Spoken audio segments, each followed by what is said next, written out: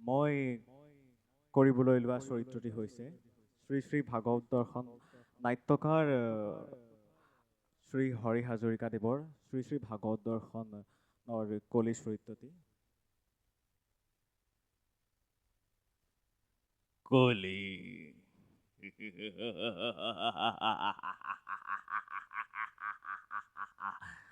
নাম মোৰ কলি। সকলোৱে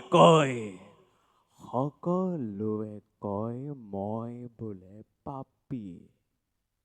মোৰ মোৰ পূজা নকৰে কোনেও কাৰণ মানৱ সমাজৰ বাবে মই বোলে অস্পৃশ্য।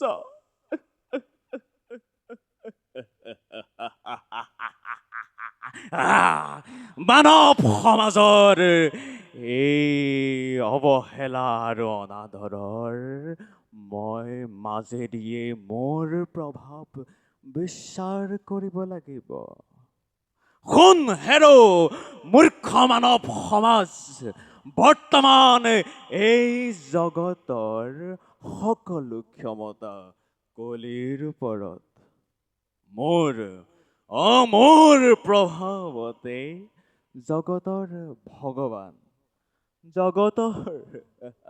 ভগৱান শ্ৰীকৃষ্ণও এই সংসাৰ কৰিলে ত্যাগ আৰু তহঁতে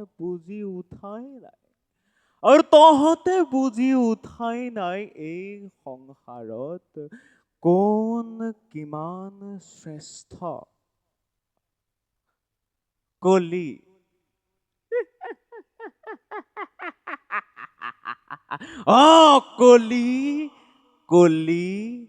কলি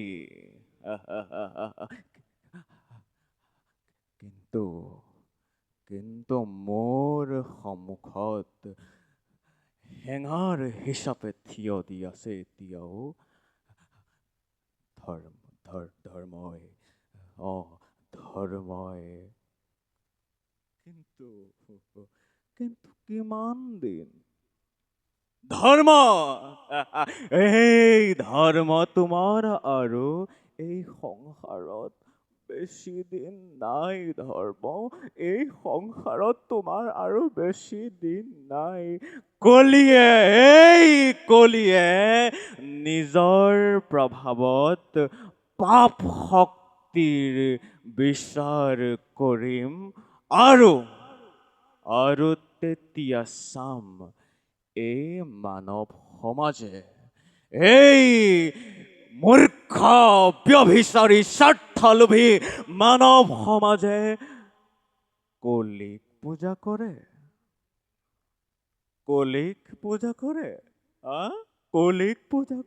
কিম্বা এই ধৰ্মক। ধন্যবাদ।